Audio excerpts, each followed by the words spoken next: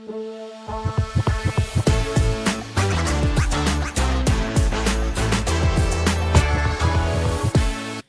welcome back to the Decatur Dish. I am Maria Moreau, joined by the one and only Dan Wisenhunt with our media partners at Decatur-ish. And Dan, it's a beautiful, gorgeous Tuesday outside. It is also April 1st, so be wary, be aware.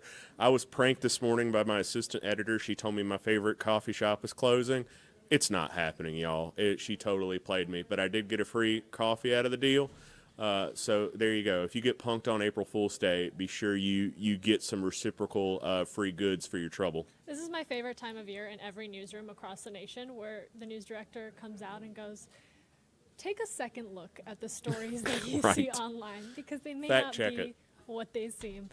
But these stories are very much real, and I want to jump into one that really pulls at the heartstrings and really has left a mark on the community, and that is a recent recognition from the DeKalb Elections Board honoring Odessa Ngato.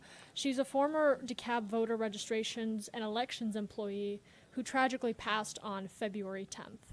She was a longtime public servant, Maria. She worked for the county for a couple of decades, and she was known for her kindness and her humor and her ability to connect with people.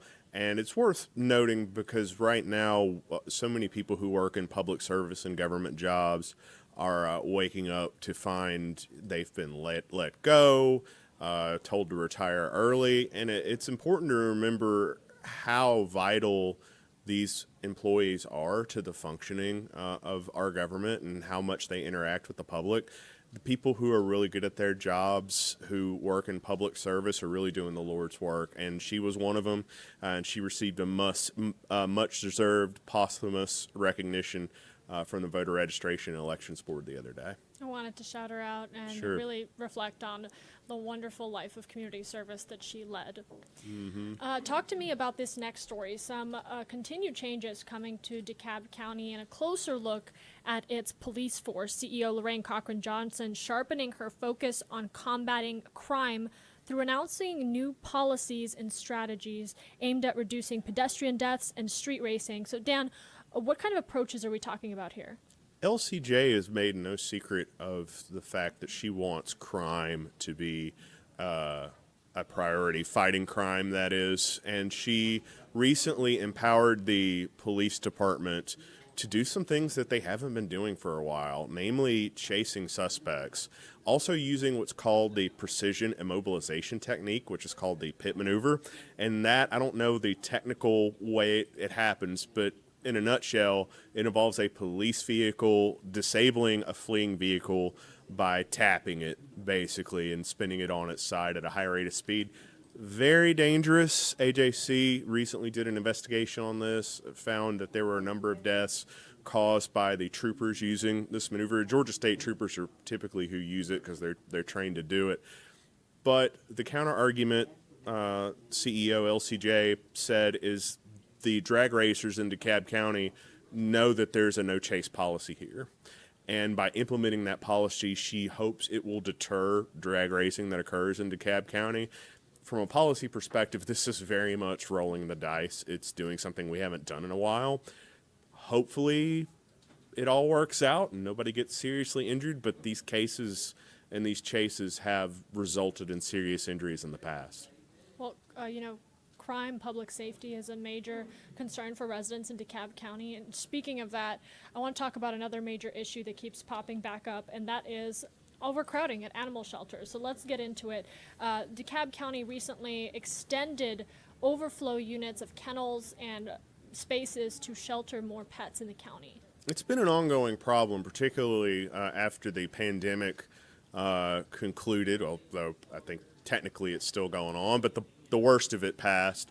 A lot of people got dogs during the pandemic, but following the pandemic, there was a pressure on housing and the cost of housing through inflation, and a lot of people are being forced into living situations where they're not allowed to have the pets that they adopted. And our guest today is the CEO of Lifeline, the nonprofit that runs the animal shelter, and she's here to talk to us about that and all the other things that are going on at Lifeline right now. We're going to take you to that live interview right after this short break.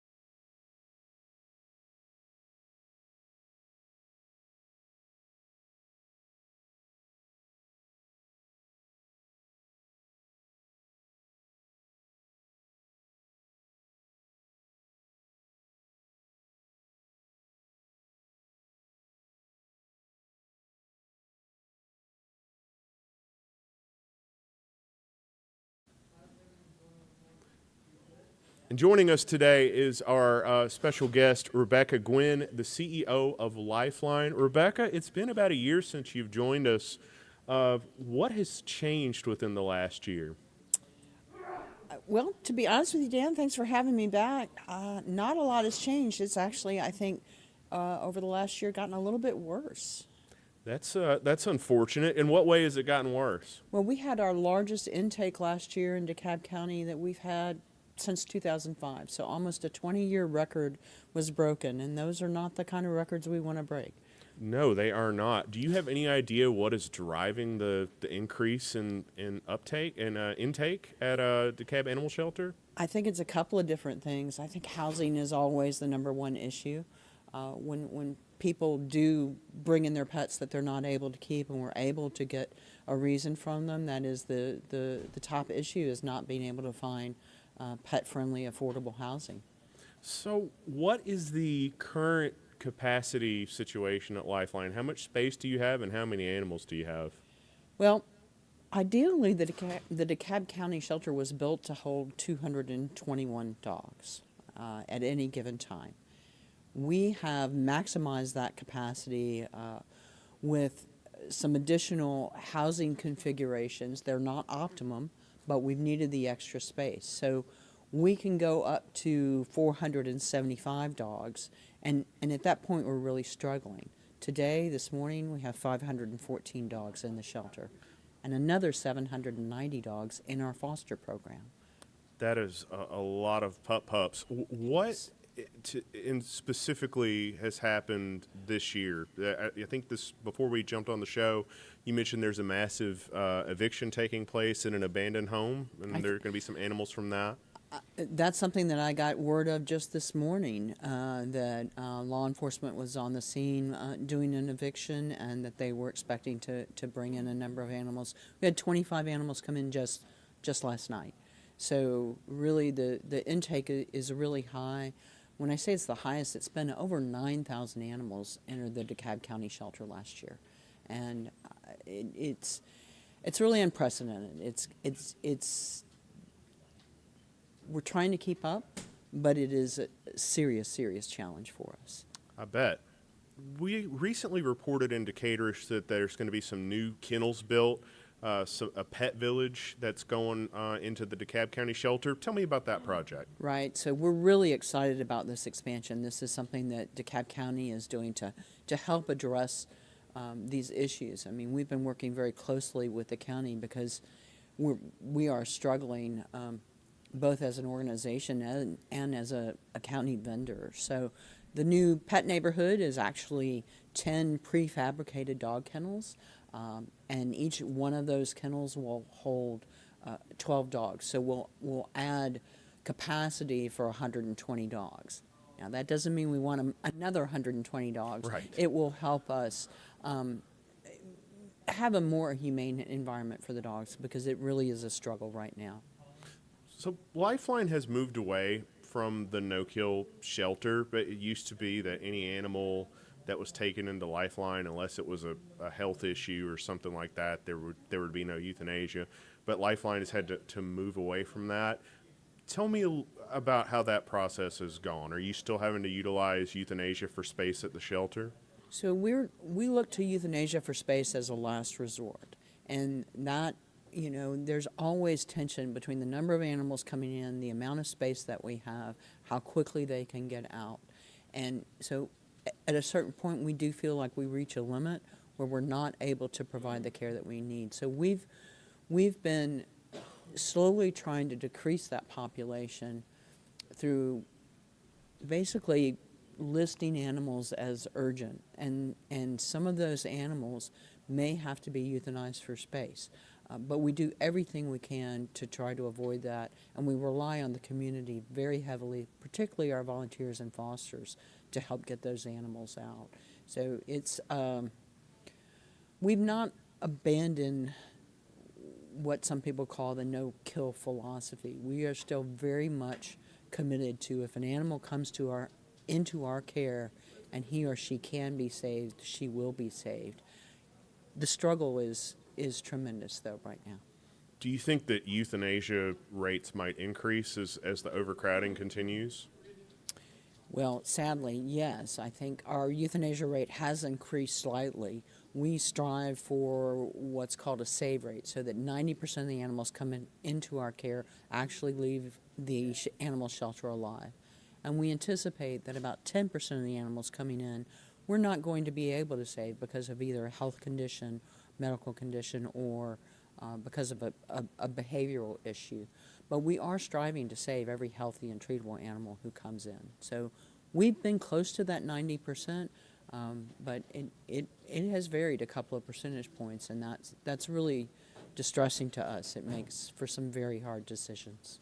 Rebecca, when we spoke last year, animals being kept for criminal cases was a real problem. How has that changed at all? Has it gotten worse, gotten better in a year? That has gotten better. Now, it's still Okay, a good. significant problem in DeKalb County. I would believe we probably still have about 50 to 60 dogs that are being held in different kinds of prosecution cases. The county has taken legal action and has filed what they're called cost of care petitions, where the county is seeking to find basically restitution from the defendants for the cost of care for these animals, and also different motions, proceedings in court to try to get the animals released before the cases go to trial. And they've had some success with that, and they are continuing to pursue those avenues.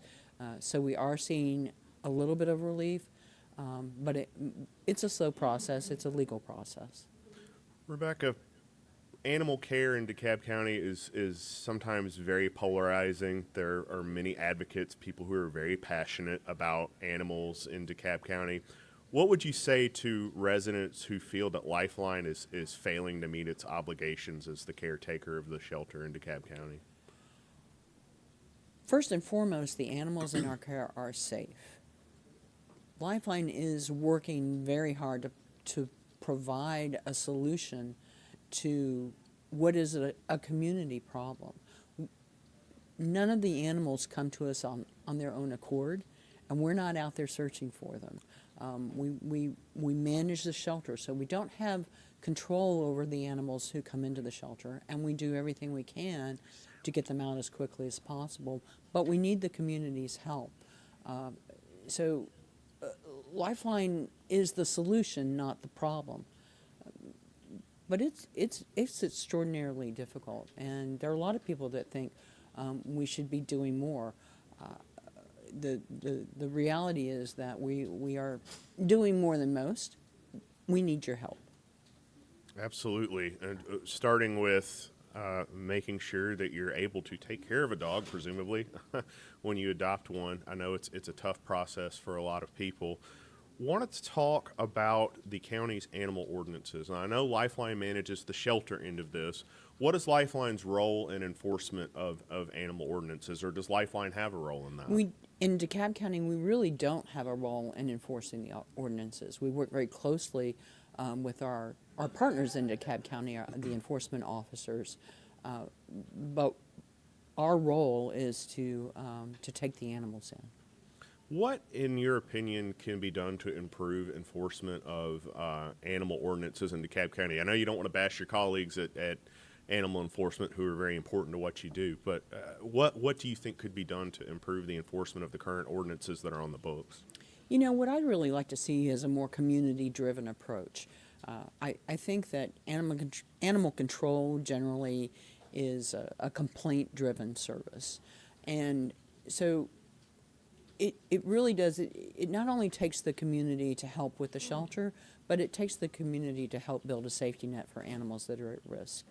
Neighbors helping neighbors get their pets home, that kind of thing.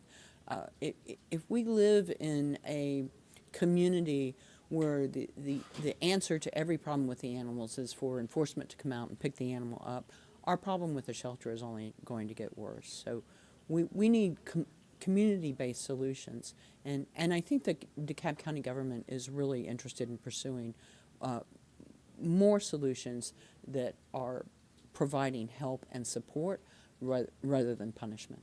Are there any programs that are being implemented around the country that you like that you can kind of point to that maybe DeKalb should be considering? I mean, we have programs in DeKalb County that I'm not sure everyone knows about.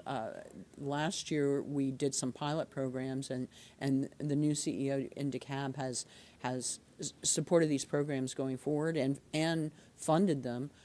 We have a free spay-neuter program for pets of residents in DeKalb County who are in need. We have a free mobile clinic that goes to different areas of the county every week to provide vaccinations. We have a pet food bank. I believe it's the fourth Friday of every month at the DeKalb County Shelter. And all these programs are being funded through DeKalb County in partnership with Lifeline. So we're really enthusiastic about the county's interest in making pet care more accessible to the people who really need the assistance. As you mentioned, DeKalb County has a new CEO, Lorraine Cochran-Johnson, also known as LCJ around here. Have you had any conversations with her since she took office, and what has she communicated to you about her goals for Lifeline? I think her goals are the same as the DeKalb County Advisory Board, or she has embraced those goals. It's the DeKalb County Animal Services Advisory Board. And it is, I think first and foremost around her is that accessibility of pet care for the community. So that's one of the goals for that. She's looked at investments both in the shelter and in the community. And I think that's really important because the shelter can't be the only solution. It's not the problem, and it can't be the only solution. And I'm excited that she's recognized that and allocated funding towards community-based solutions. Rebecca Gwynn, CEO of Lifeline. They run the shelter in DeKalb County. Rebecca, real quick, what can people do to help Lifeline? Adopt a pet. If you're thinking about getting a pet, please check out the pets. You can go online, DeKalbAnimalServices.com, come to the shelter, see who we have available. We may just have your soulmate at the DeKalb County Animal Shelter. If you can't adopt, you can foster. You can foster for any length of time. You can take a dog out for a hike for the day.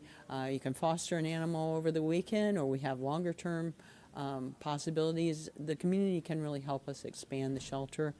Also, if you find a lost pet, do what you can to try and get that pet back home in your neighborhood. The statistics show that most lost pets are less than a mile from their home. So this is something we need the community support, not just for Lifeline, but for the animals in the community. That hike for a day thing feels like a trap. Is it a trap? It's not a trap. It's not a trap. No, it feels it's like not a trap. a trap. Because No. I've thought about doing it, but then Yeah. I know I'm going to end that day and I'm going to end up with the doggo. But you're telling me that's not necessarily the case. So that's your issue, not ours. You can bring the dog back to the shelter. We'll have a place for him or her. But you know, if the mood strikes you, then absolutely take the dog home. If I had a nickel for every time I heard it was my issue and not somebody else's. Rebecca Gwynn, thank you so much, first of all, for joining us and also for the work that you do. I know it's a tough job, but we really appreciate you making time to come on the Decatur Dish Show and explain it, and we hope you'll join us again. Absolutely. Thanks for having me. This is the Decatur Dish Show. We stream right here on Atlanta News First Plus every Tuesday at 12:30 p.m. To check us out, hey, there's the googly eyes. To check us out, please visit the Atlanta News First Plus app on the Google Play Store or your Apple Store. You can also download that on your streaming devices. Check out episodes of this show. Check out other content produced by our great partners in Atlanta News First Plus. For all the latest news from Decaturish, please visit Decaturish.com. And to sign up for our free email, visit locallysourcednews.com. With that, we hope everyone has a great week. Remember, it is April 1st, so be skeptical of anything you see on the internet. And we will see you again next week right here on Atlanta News First Plus.